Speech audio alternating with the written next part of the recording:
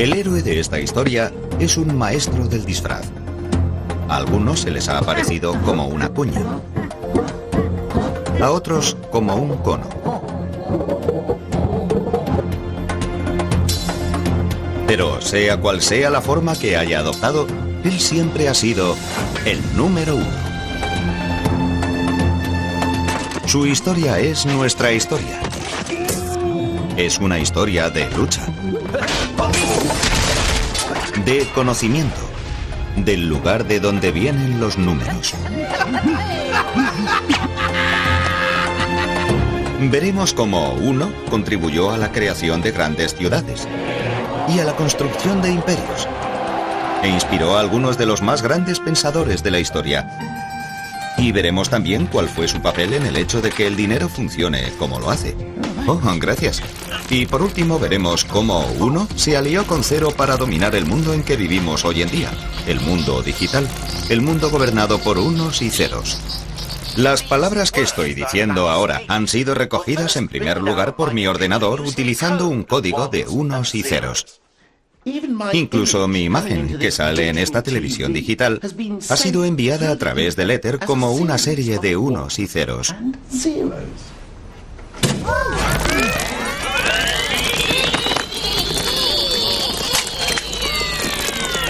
Pero, ¿cómo han llegado estos dos dígitos a dominar el mundo? Eso no ha sido siempre así. De hecho, durante la mayor parte de la historia humana, el cero ni siquiera ha existido. Es uno el que ha contado de verdad. La historia del número uno. ¿De dónde venía uno? Bueno, esta historia empieza en los albores de los tiempos. Hace 3.042.059 años, el primer primitivo uno salió reptando de aquel caldo primigenio para vivir en tierra firme.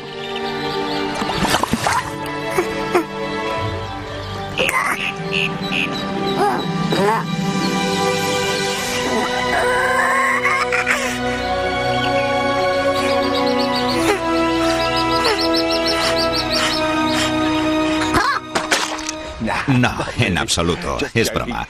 De hecho, los orígenes del uno están envueltos en misterio. Un misterio que solo nuestros más primitivos antepasados podrían resolver.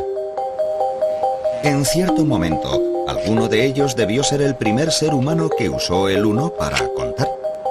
Pero, ¿cuándo? Prácticamente desde que el hombre ha sido capaz de hacer marcas en los huesos, ha estado, haciendo marcas en los huesos. Pero, ¿qué hay del tipo que hizo rayas como estas hace 150.000 años? ¿Es posible que estuviera contando? ¿Acaso estas rayas representan una serie de unos? Bueno, los expertos nos dicen, con todo el peso de las pruebas científicas y arqueológicas, que no tienen ni idea. De lo que sí están bastante seguros es de que uno es mucho más joven que nosotros. No ha sido hasta hace relativamente poco, unos 20.000 años escasos, que tenemos una prueba sólida de la existencia de uno y de que alguien lo utilizaba para contar. Por supuesto, no tenía este aspecto cuando nació. Entonces, uno no era más que una raya en un hueso. Este hueso es conocido como el hueso de Ishango. Fue hallado hace relativamente poco en el Congo. Y miren, aquí pueden ver las rayas. Sabemos que cada una de ellas representa un uno. ¿Cómo podemos estar tan seguros? Bueno, alguien debía estar contando porque hay 60 rayas a lo largo de esta parte del hueso y otras 60 en esta otra parte, distribuidas además en grupos de la misma cantidad. Y no hay modo de hacer eso si no es contando. El hueso de Ishango marcó un momento decisivo de la humanidad. Los zoólogos nos dicen que otros mamíferos son capaces de contar hasta 3 e incluso hasta 4, pero no más.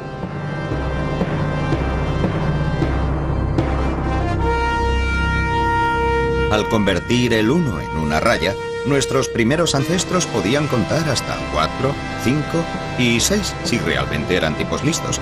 De hecho, podían contar tantos unos como quisieran.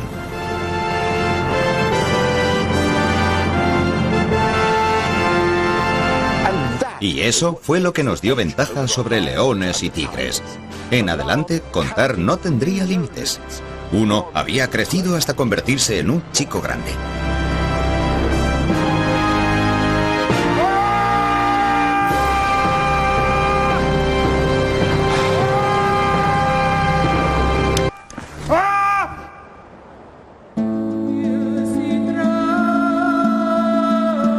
Mientras tanto, los humanos estaban empezando a mudarse, y eso iba a cambiar la historia de uno para siempre. Dejaron de vivir en cavernas para construirse sus propias cuevas, las casas.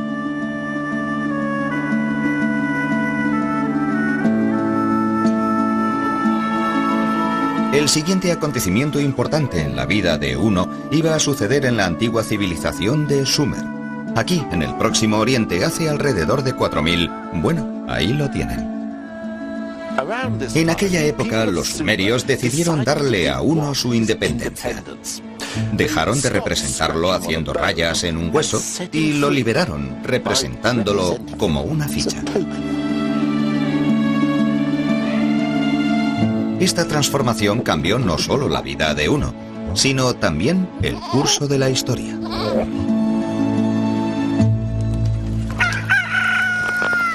La invención de estas fichas permitió a los sumerios hacer cosas que nadie había hecho hasta entonces.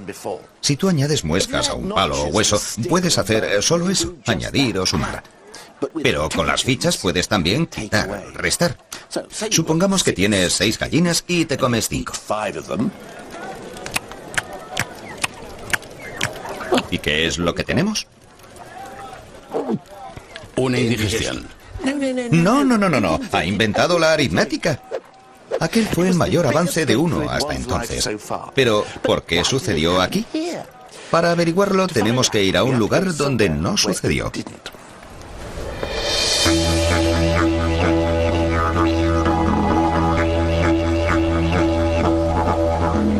Conozcan a los Walpiri, de la Australia Central. Son un pueblo que vive aquí desde hace unos 30.000 años, aunque no hace tanto que los antropólogos descubrieron que no utilizan números. La gente se interesó por los Walpiri porque en nuestra lengua no utilizamos números. Tenemos una palabra para decir uno, pero eso es todo. Hasta recientemente, los Walpiri se las han arreglado sin utilizar números. ¿Cómo lo han podido hacer? Las cosas que hacen ustedes en su mundo se hacen aquí de otra manera. Vean, por ejemplo, al anciano Yapal Jarri, que ha crecido y ha vivido sin usar nunca números.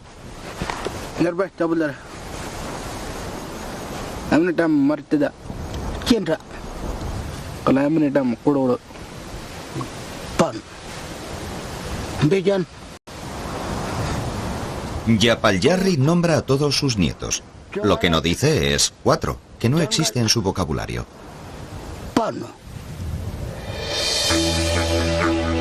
Los más viejos de los Walpiri no hablan de los momentos del día en términos exactos, sino de la posición del sol. Ni siquiera hablan de distancias, pues el mapa de su territorio está hecho no con números, sino con canciones que contienen toda la información que necesitan. Estas canciones de tiempos inmemoriales, profundamente enraizadas en su cultura, constituyen un gran orgullo nacional.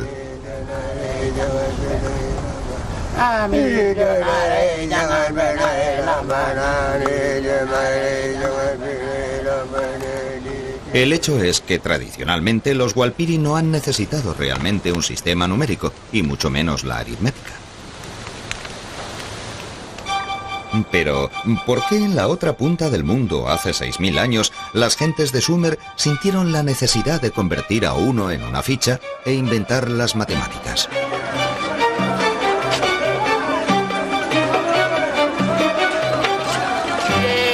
¿Qué tenía tan diferente la vida en el Próximo Oriente? ¿Por qué la gente de la zona quiso expresar todas las cosas de forma matemática? Tal vez fuera porque había muchísima gente viviendo en el mismo lugar. A diferencia de los Walpiri, los sumerios vivían en ciudades, y las ciudades exigen organización. Había que almacenar y distribuir el grano, y averiguar cuánto le tocaba a cada uno requería de la aritmética. Por eso los sumerios convirtieron a uno en fichas en forma de cono. Las fichas hicieron posible la aritmética que hacía falta para conocer la riqueza, calcular beneficios y pérdidas, tal vez lo más importante, recaudar impuestos. Sí, se puede atribuir el invento de las matemáticas a la vida urbana.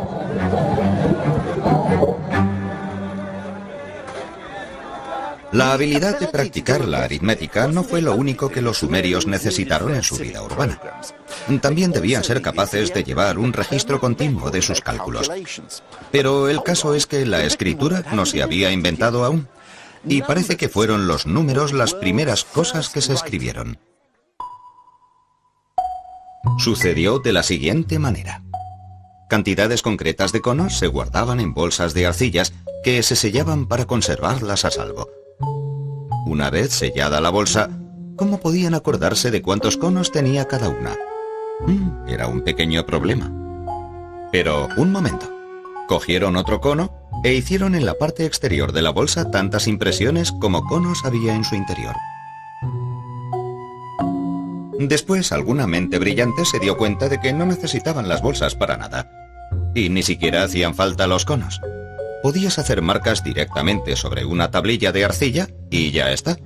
Tenías un registro de la cantidad. Había nacido la noción de la escritura. Los matemáticos sumerios eran ahora capaces de mantener registros permanentes de sus cálculos, y estos podían llegar a ser más complejos que nunca.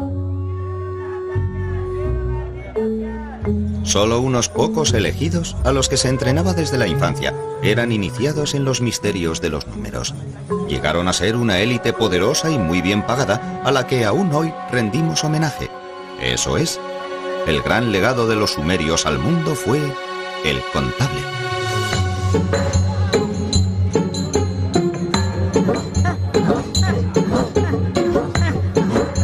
Uno era ahora disciplinado y estaba organizado como nunca lo había estado.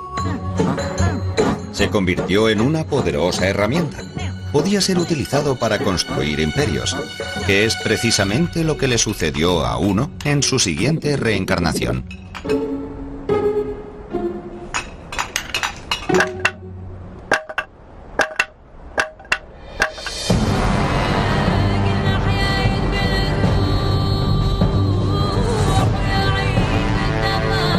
En manos de los sumerios, Uno había llegado a ser parte de un complejo sistema de cómputo.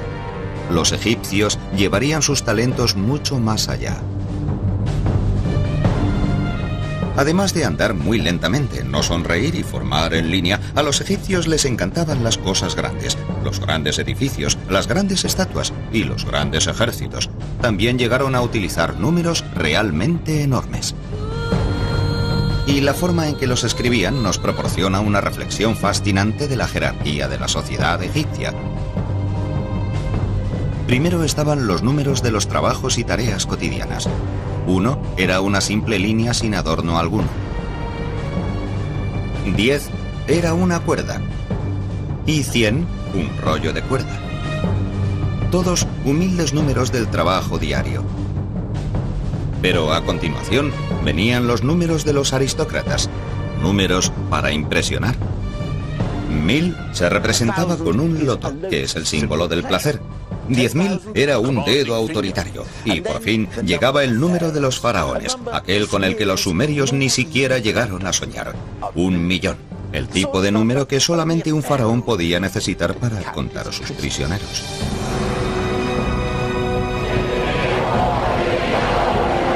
Fue el primer millón de la historia, y el símbolo que lo representaba era un prisionero implorando perdón, o puede que un contable rogando que no le hicieran contar más prisioneros. En cualquier caso, Uno nunca había tenido tanto trabajo. Pero los egipcios querían que Uno hiciera también otro trabajo, tal vez el más importante de todos. Necesitaban que les ayudara en la obra. Los antiguos egipcios eran constructores empedernidos que tenían buen ojo para la belleza. Pero no se pueden crear cosas bellas sin medirlas con exactitud. Y no se puede medir con precisión si no sabes cuál es tu unidad. Es decir, qué es lo que entiendes por uno.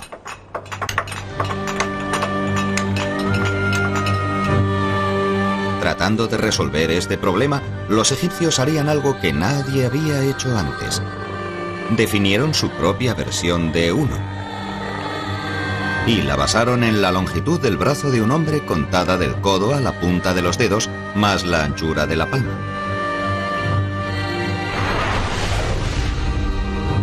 Uno era ahora conocido como el codo, la medida de todas las cosas, el soberano indiscutible.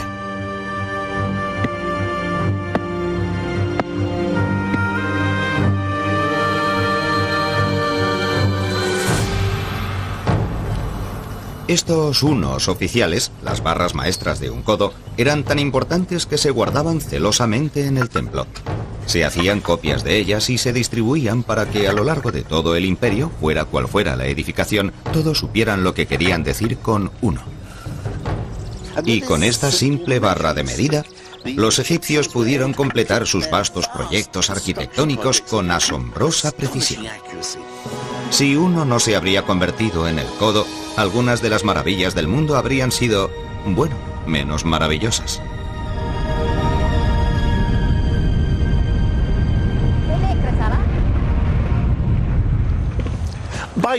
Haciendo que uno pasara de contar cosas a medirlas, los antiguos egipcios no solo inauguraron todo un nuevo mundo de trajes a medida y moquetas ajustadas, sino que también hicieron de uno la medida de todas las cosas. Uno se había convertido en soberano, pero su destino iba a ser aún más especial. Se iba a convertir en la esencia del universo.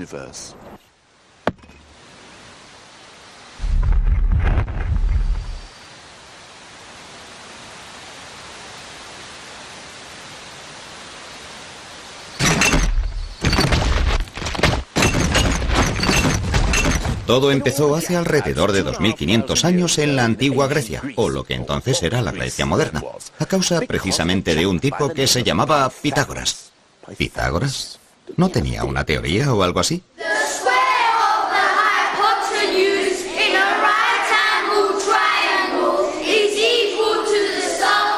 Eso es, el teorema de Pitágoras. Un poco aburrido, yo nunca lo entendí. Actually, I think that Pythagoras was a pretty interesting bloke. ¿Ah, sí? He had a school in which all his pupils had to give up their worldly possessions, eat only vegetables and swear never to touch beans. ¿Cómo se explica eso? Pythagoras believed that when you fart, a bit of your soul escapes. Es asombroso qué cosas se aprenden hoy en la escuela. Es verdad que Pitágoras era un poco, bueno, raro, por decirlo de alguna manera suave. Estudió en Egipto y en el Próximo Oriente, y cuando volvió a casa abrió su escuela vegetariana de matemáticas. Aquí se dedicó completamente a explorar las maravillas y misterios contenidos en los números. Pitágoras fue el primer hombre que distinguió los números pares e impares y les dio sexos. Mientras el 1 era macho, el 2 era hembra, y así sucesivamente. También tenía afición a los números enteros, que eran grupos de unos. Advirtió que ciertos números enteros crean formas agradables. 3 hace un triángulo, 4 un cuadrado. 1 más 2 más 3 más 4 hacen 10, que forma un triángulo mágico.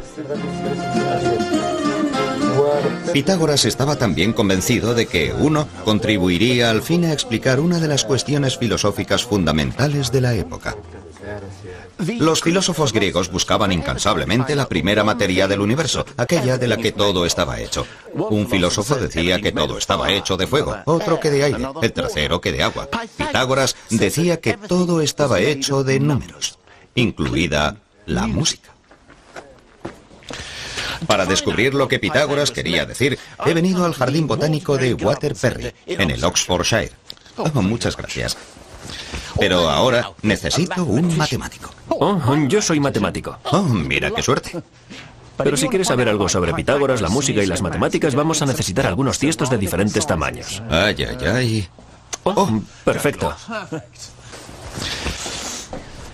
Pitágoras quería comprender por qué ciertas combinaciones de notas sonaban tan hermosas y armónicas, y vemos que, si golpeamos un tiesto, obtenemos una nota, la... Pero si la combina con la nota de este otro tiesto, la... Es una combinación bastante mala. Escuchémoslas juntas. Oh, sí, eso no suena nada bien. Pero si toco este tiesto de aquí, la... Es una combinación hermosa. Vamos a escucharlas a la vez. Pero ¿por qué es una combinación tan hermosa? La respuesta es por la matemática. Los pesos de cada uno de estos tiestos mantienen una relación perfecta de 1 a 2. Y es esa combinación de números enteros la que produce ese sonido tan hermoso en oposición al caso del primer tiesto. Esto es en relación como de 1 a 1,2. No es una relación agradable de números enteros, por lo que se produce un sonido poco armonioso. Lo que Pitágoras dice es que las armonías son combinaciones de números enteros, números que vienen a ser grupos de unos. Pitágoras advirtió que estos números enteros eran la razón por la cual las cosas sonaban de manera tan hermosa, y eso le entusiasmó tanto que pensó que realmente la matemática era la base de todo, que podría explicar la armonía musical y el cosmos, y de ahí acuñó la frase la música de las esferas. ¿Tocamos? Oh, claro, ¿por qué no?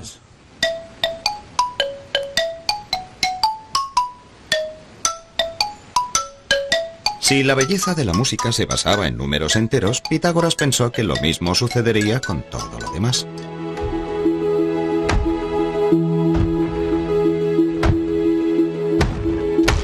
Y como los números enteros son grupos de unos, uno debería ser la materia esencial de la que estaba hecho el universo.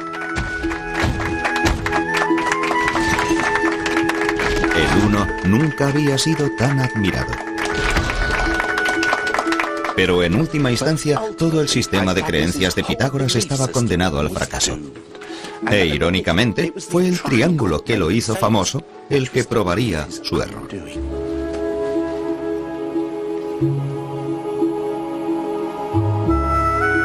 Si uno estaba en el corazón de todas las cosas, debería estar también en el corazón de todos los triángulos, incluido el triángulo rectángulo de 2 lados iguales. El problema es que no es así. Pitágoras siguió intentando reducir los 3 lados a una cantidad exacta de unidades, pero eso era sencillamente imposible. Cuando uno de sus discípulos trató de hacerle ver este asunto, los demás lo ahogaron. Todo el sistema de creencias de Pitágoras de que el mundo estaba hecho de unidades era falso.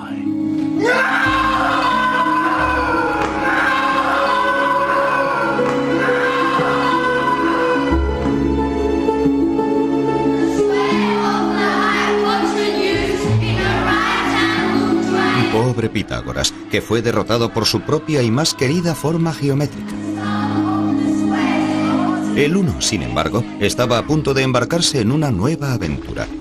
Solo que antes tendría que hacerse algo menos real. Como todos los humanos anteriores a él, Pitágoras no concebía los números si no representaban cosas reales. Un 1 no era un 1 si no se refería a una silla, o un paso, o un presentador de televisión. Pero los matemáticos que siguieron a Pitágoras rompieron estas restricciones. ¡Eureka! ¡Eureka! Sí, Arquímedes es hoy famoso por haber sido el primer striker de la historia, pero de hecho fue el más grande matemático de la antigüedad. ¡Eureka! ¡Eureka!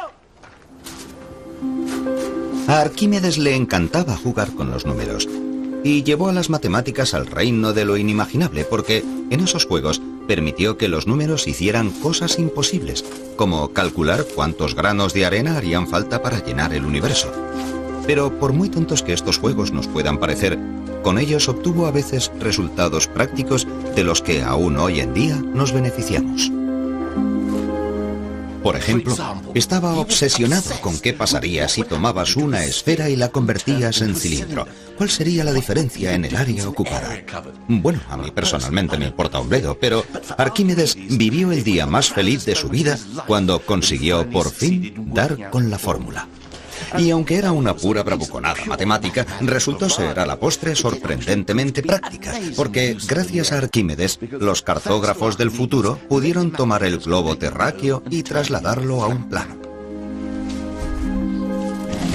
1 no era ya la esencia del universo, pero contribuía a crear la era dorada de las matemáticas teóricas.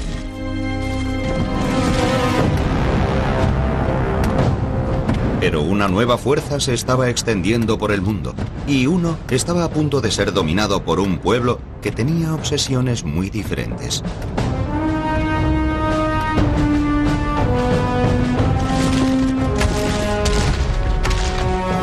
Arquímedes vivía en Siracusa, y cuando los romanos la invadieron en 212 a.C., él estaba en mitad de un cálculo particularmente complicado.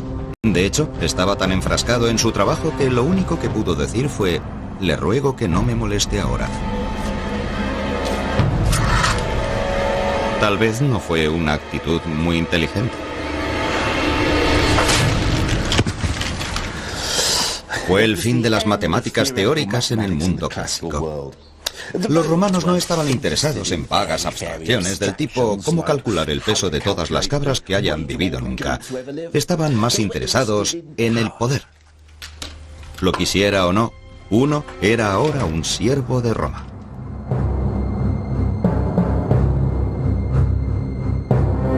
Debía abandonar el vertiginoso mundo de las matemáticas abstractas y centrarse en preocupaciones más prácticas.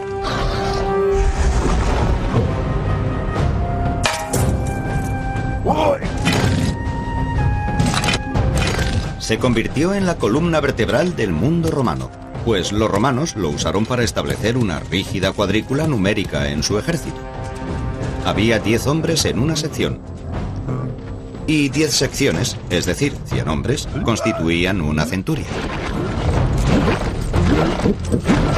2 centurias hacían un manípulo, palabra que literalmente significa un puñado, y supongo que eso es lo que serían 200 soldados romanos. Incluso los castigos se basaban en principios numéricos. Si una legión sufría una derrota humillante, toda la legión era diezmada, es decir, se mataba a 1 de cada 10 hombres, independientemente de cuáles hubieran sido las responsabilidades de cada uno.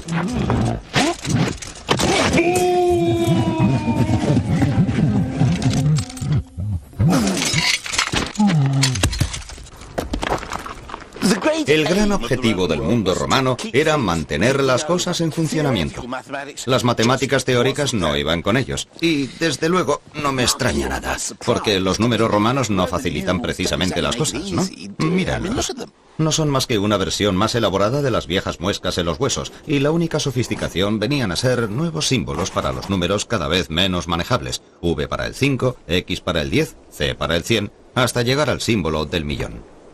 Pero esto sigue siendo un simple sistema de cómputo que viene muy bien para grabar inscripciones en las tumbas, pero no resulta muy útil para las complicaciones de las matemáticas teóricas. Por ejemplo, intenten escribir 1000 millones de esa manera. Yo lo he hecho y con los números modernos me ha llevado 8 segundos. En números romanos llevaría unos 16 minutos. No resulta sorprendente, por tanto, que los números romanos no se utilizaron para hacer cálculos. Para ello, había que valerse de una tabla de cómputo, una primitiva versión del ábaco.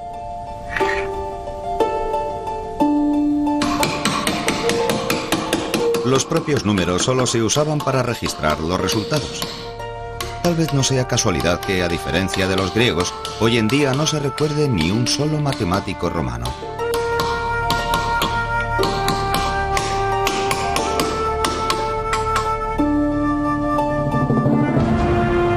Con la extensión del poder romano, se difundió también su sistema numérico. A lo largo de los siguientes 500 años, toda Europa, de España a Turquía, cayó bajo dominio romano, y sus números siguieron utilizándose incluso después de la caída de su imperio.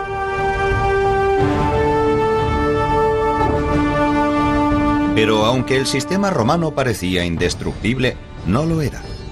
Su perdición vendría del este, de la India, para ser más preciso, alrededor del año 500 de nuestra era.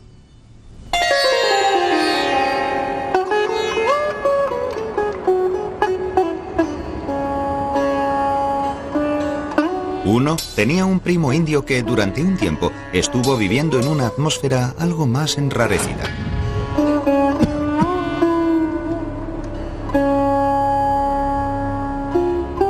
Los indios parecían haber estado mucho menos preocupados por la organización militar que por la renuncia al mundo y la búsqueda de la iluminación. Pero el nirvana no está ahí mismo al final de la calle. Para alcanzarlo hay que recorrer un camino muy largo que exige dedicarle muchísimo tiempo. De modo que para expresarlo, los indios tuvieron que inventar números extraordinariamente grandes. Ahí está el rayu, por ejemplo. Un rayu es la distancia que recorrería un dios en 6 meses si avanzara 1 millón de kilómetros en cada uno de sus parpadeos. ¿Y qué tal un palia? Un palia es la cantidad de tiempo que me costaría hacer un gran montón de lana de 10 kilómetros de alto si añadiera una hebra cada siglo. He aquí uno que he hecho un poco antes. Está claro que son unos números que a uno le harían sentir pequeño si no hubiera tenido la ayuda de sus amigos.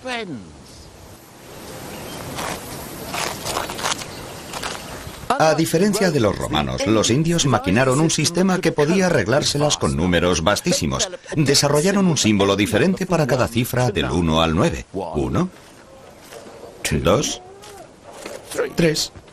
O, para decirlo de una vez, los números arábigos.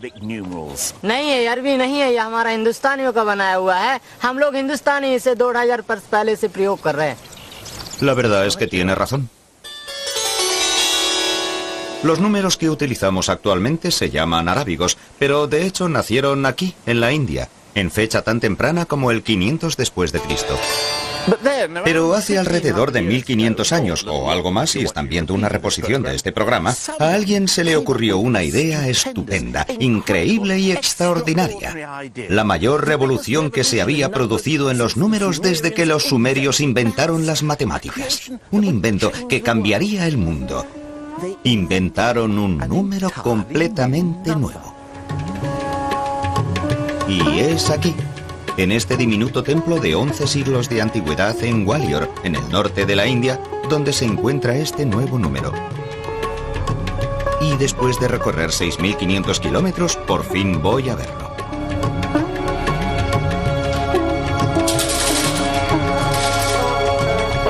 Oye, Nick.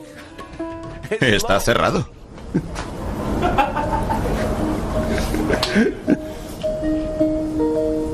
Así que esperamos.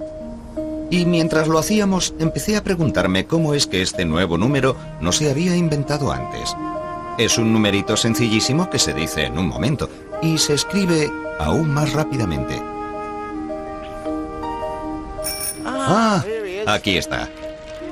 Pero una vez inventado, transformó la vida de uno de una manera que acabaría cambiando también el mundo entero. Bueno, he aquí el ejemplo indiscutible de la mayor invención india, el nuevo número. El santo grial de los números. El 0.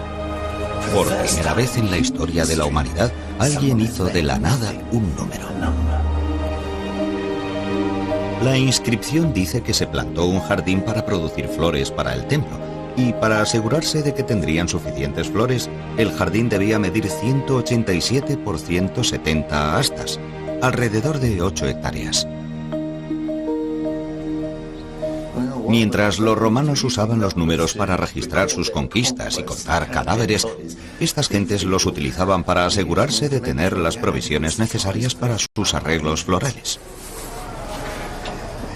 Y ustedes dirán, ¿a qué viene tanto rollo? O sea, ¿qué tiene de maravilloso inventarse un símbolo que significa nada? Si alguien me preguntara cuántas cosas tengo en la mano, podría decir simplemente que no tengo nada y no necesito un 0 para eso.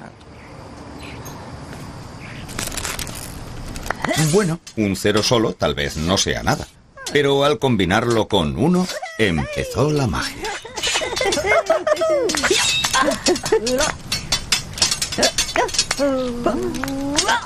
Y cuando a ellos se unió el resto de la tropa, los resultados fueron espectaculares. Con solo 10 dígitos, los indios podían hacer números infinitamente grandes e infinitamente pequeños. Los romanos no podían hacer esto. 1 había encontrado en 0 a su compañero ideal, y este fue un emparejamiento que habría de cambiar el mundo. Con la ayuda del resto del equipo, permitieron a la ciencia india avanzar extraordinariamente. Los astrónomos indios, por ejemplo, llevaban siglos de ventaja a los del mundo cristiano.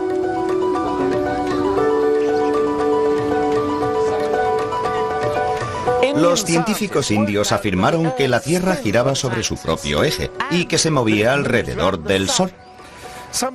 Algo que en Europa Copérnico no averiguaría hasta 1000 años más tarde. Los científicos indios también calcularon el diámetro del globo terráqueo y se equivocaron en menos de un 1% del que realmente es. Todo eso fue posible gracias a la participación de 1, 0 y el resto de la tropa de números. Fueron una gran sensación y su fama se extendió rápidamente por toda la Tierra. Antes o después se iba a producir un conflicto con los números romanos. Pero por ahora, 1, 0 y sus amigos se abrieron camino a través de los desiertos de Arabia para conquistar una de las sociedades más sofisticadas de la época en lo que hoy es Irak.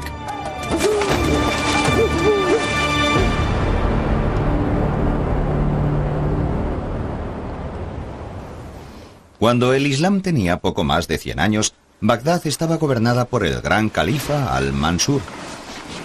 El califa quería que su pueblo viviera de acuerdo con el Corán, para lo que instituyó tribunales y jueces que aplicaran la ley del profeta.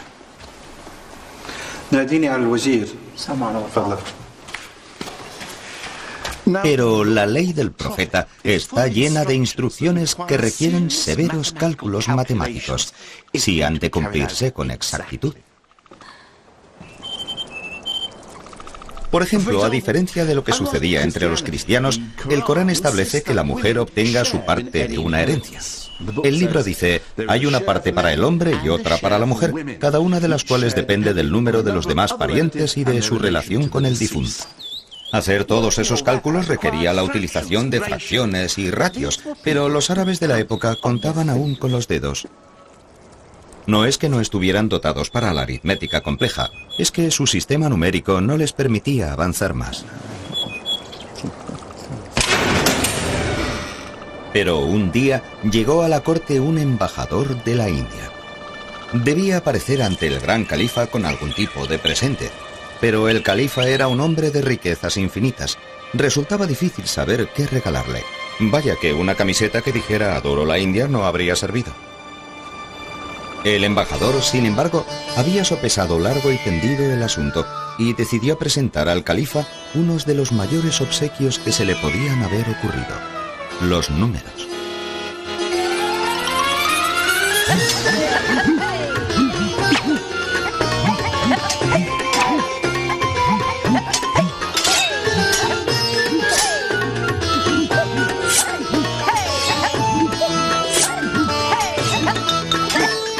La verdad es que no sabemos exactamente cómo el mundo islámico llegó a adoptar los números indios, pero la historia del embajador es mi favorita.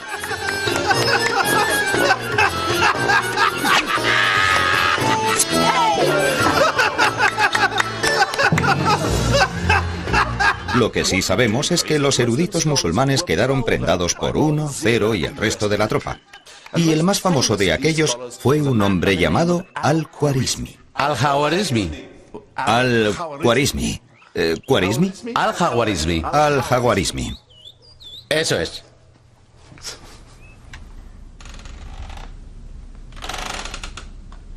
Al-Khwarizmi y sus colegas enseñaron a estos números un montón de trucos completamente nuevos. Ecuaciones cuadráticas. Álgebra. Pasteles de logaritmos cúbicos invertidos. Bueno, vale, eso me lo acabo de inventar.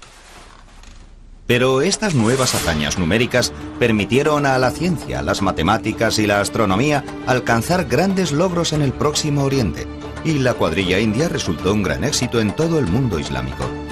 Pero al otro lado del Mediterráneo, la Europa cristiana estaba aún bajo la garra inamovible del ejército de los números romanos, y siendo romanos, no iban a permitir dar paso fácilmente a los incansables recién llegados.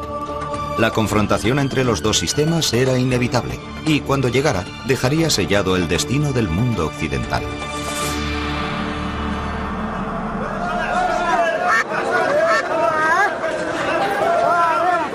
El principio del fin de los números romanos empezó en las costas del norte de África.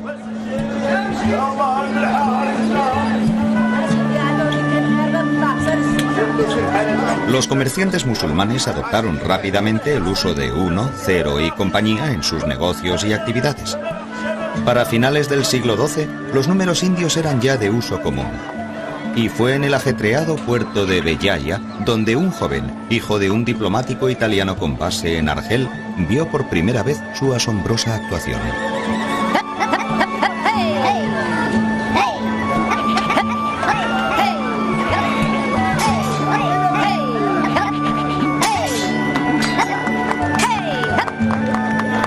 Cuando llegué a introducirme en el arte de los 9 símbolos de los indios, su conocimiento me satisfizo más que cualquier otra cosa en el mundo, y llegué a comprenderlo bien.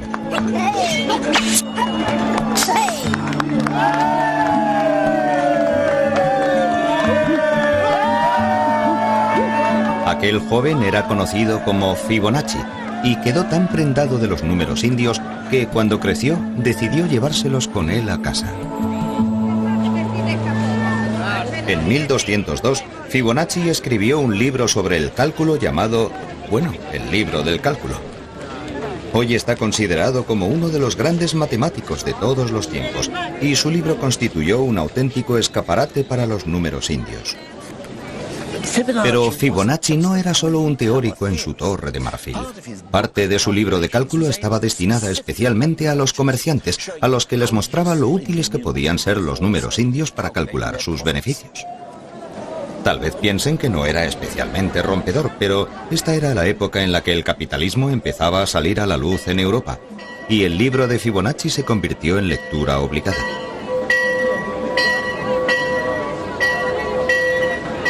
Por desgracia, la gente corriente se encontraba cómoda con los viejos números. Al fin y al cabo, habían vivido con ellos durante los últimos 1000 años. Los viejos números romanos no iban a ponérselo fácil a los recién llegados.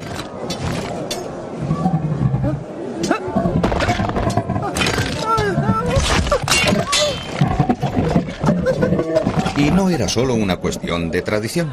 El cliente o comprador medio tenía algunas buenas razones para preferir el sistema antiguo. Por ejemplo, muchas ciudades italianas tenían su propia moneda en la Edad Media, de modo que cada vez que me encontraba en una nueva ciudad o en un nuevo plató con sus extras convenientemente disfrazados, como es el caso, tenía que acudir al banco o banca del cambista. Una banca era una mesa de contable, poco más que un ábaco con fichas en vez de avalorios. Los hombres que operaban con ellos, los banqueros, debían prestar un juramento de no engañar a sus clientes. Y si los magistrados descubrían que alguno engañaba a los clientes, venían y le rompían la banca en la que trabajaba, de donde procede la expresión bancarrota, que aún usamos hoy en día. Hola. ¿Cuánto me da por esto? En este momento está contando. Es tranquilizador comprobar que está utilizando números familiares, que son, por supuesto, los números romanos. Y está usando este ábaco, de modo que al menos veo lo que está haciendo. Eso es lo que voy a recibir, ¿no? Muy bien, muchas gracias. Ha sido un placer hacer negocios con usted. Pero, ¿qué pasaría si fuera donde uno de esos chicos listos que usan los nuevos números indios? Hola. ¿Cuánto me va a dar por esto?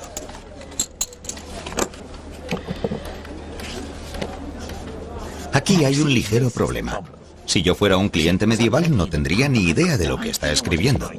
Así que no me extraña que la gente se mostrara recelosa. Si mi banco empezara a llevar mis cuentas en chinos, también me preocuparía un poco. Oh, gracias, pero no tengo ni idea de cómo ha llegado hasta ahí. Bueno, en cualquier caso, gracias. Esta desconfianza llegó a ser extrema. En 1299, la ciudad de Florencia llegó a prohibir que los comerciantes usaran los nuevos números en sus cuentas. Debían usar números romanos. Pero ninguno fue tratado con más recelo y despecho que el compañero de uno, 0. Un escritor lo describió como un signo que crea confusión y dificultades.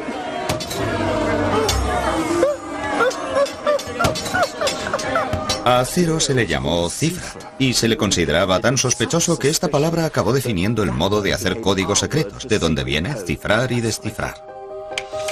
Pero el viejo sistema tenía los días contados, y supongo que puede culparse de ello a la secular codicia humana. Los tradicionalistas que se aferraban al ábaco y a los números romanos nunca habían tenido que calcular intereses sobre préstamos, porque la Iglesia Católica decía que cargar interés sobre el préstamo era pecado. Se llamaba usura. Pero cuando llegó la Reforma, las iglesias protestantes se mostraron más comprensivas con los negocios, y las antiguas objeciones cristianas contra el capitalismo parecieron desaparecer.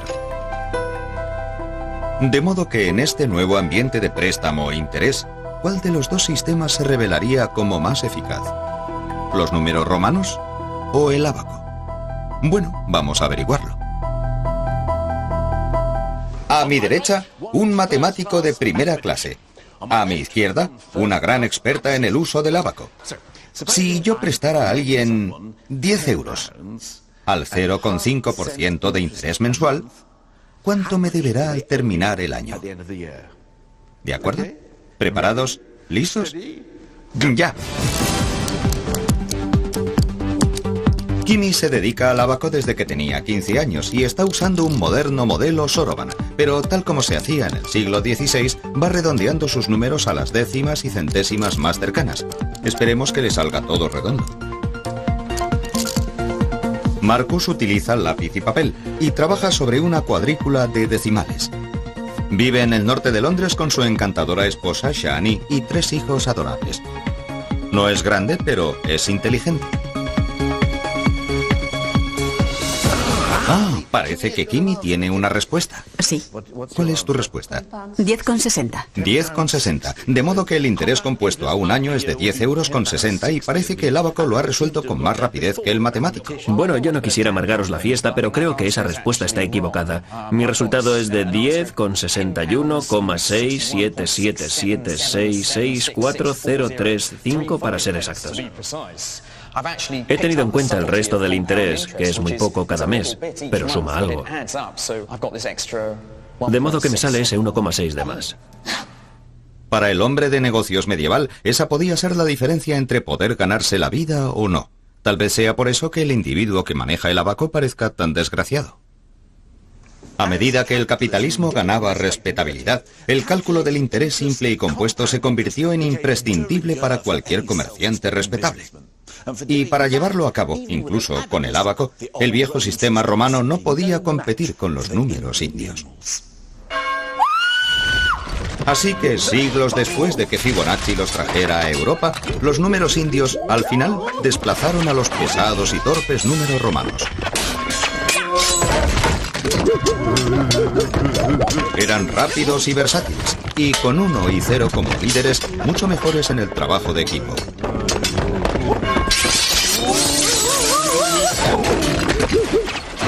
Cuando llegó el final, resultó pan comido.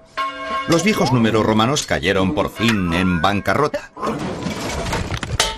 Pero 1 y 0 tenían planes de futuro aún más ambiciosos y no pensaban incluir en ellos el resto de los números.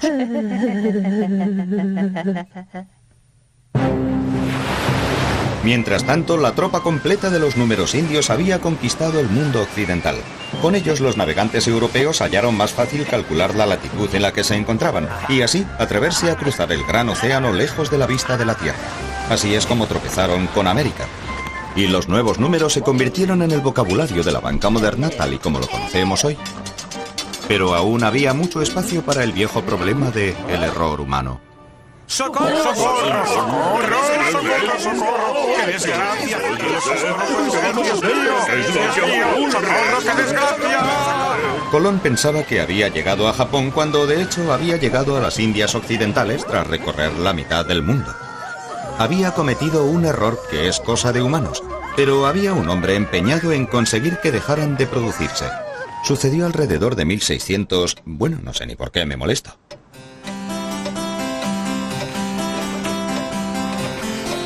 Gottfried Wilhelm Leibniz fue uno de los grandes matemáticos de todos los tiempos, que estuvo decidido a librar a la humanidad de la maldición del error humano.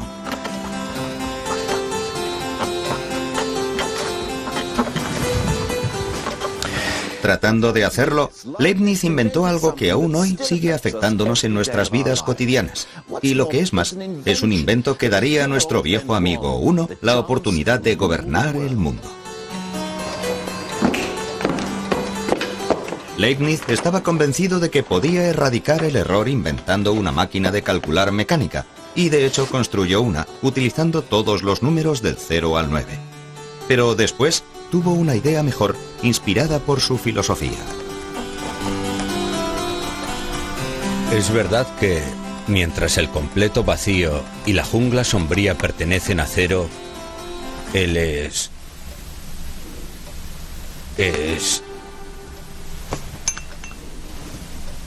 Espíritu de Dios, y su luz pertenecen al Todopoderoso Uno. En otras palabras, y parafraseando a Leibniz muy libremente, el universo es una especie de queso de Gruyère, cosa que algunos habíamos sospechado durante años.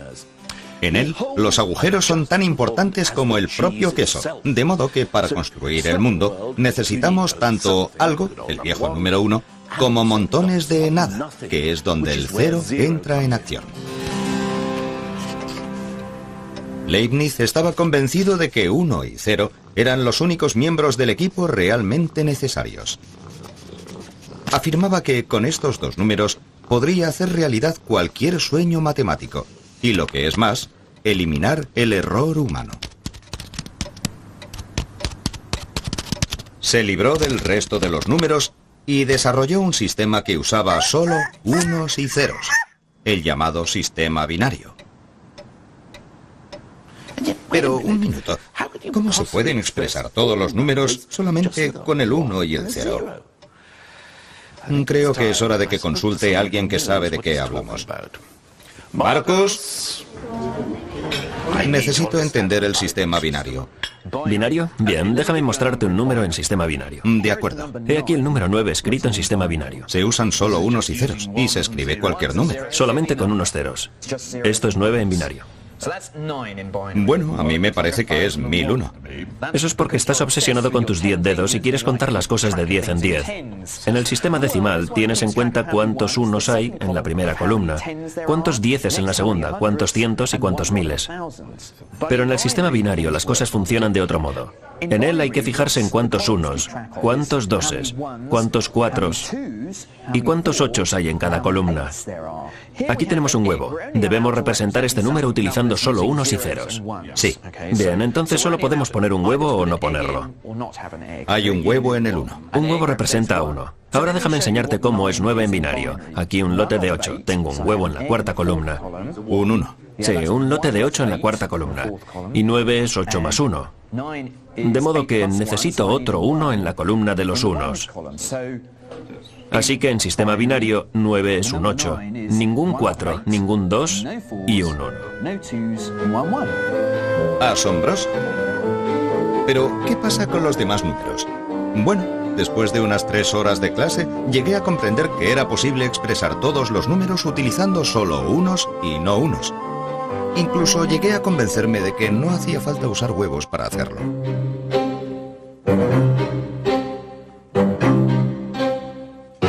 Es un tipo de sistema mecánico.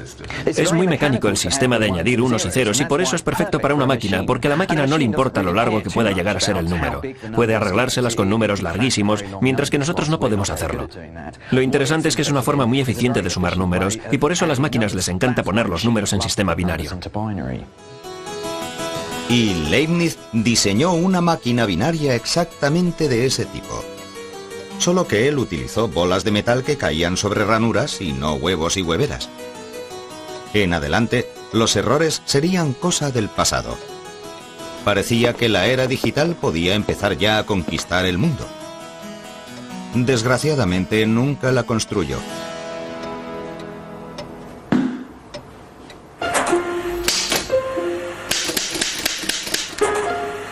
1 y 0 debían esperar aún otros 265 años antes de ponerse bajo la luz de los focos.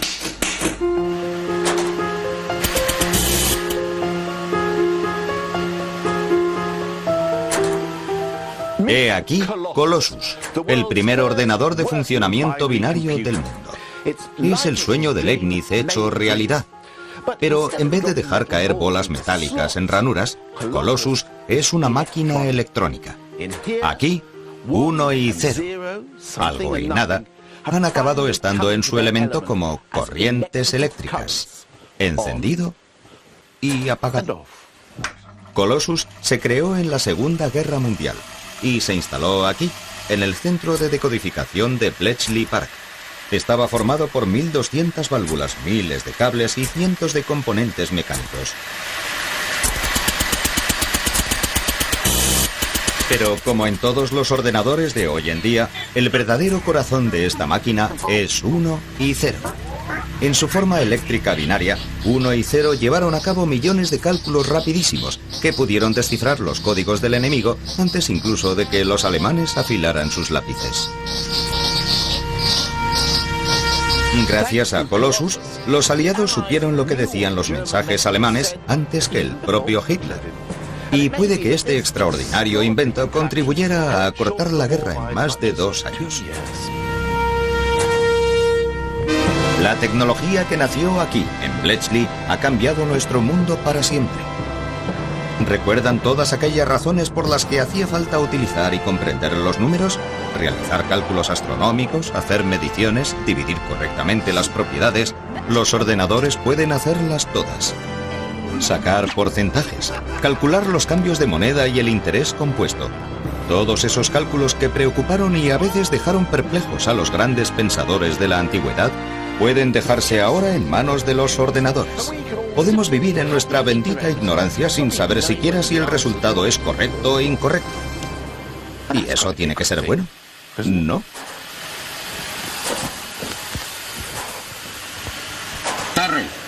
Terry, ¿dónde vas, Terry? ¿No me vas a dejar aquí? ¿No, Terry? ¡Terry!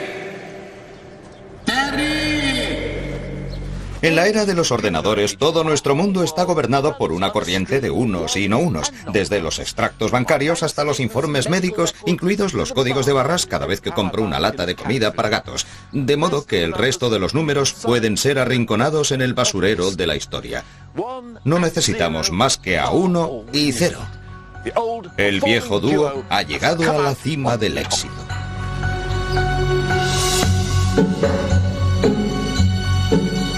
Esperamos poder controlar a estos pequeñajos.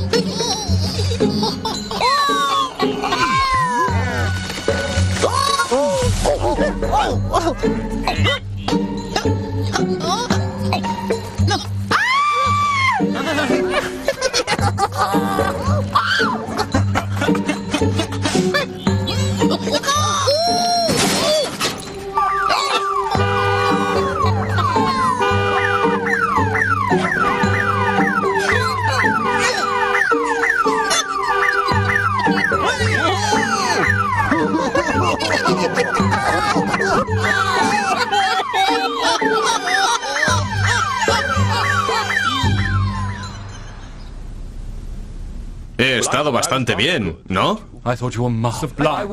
And the fuel was just terrible.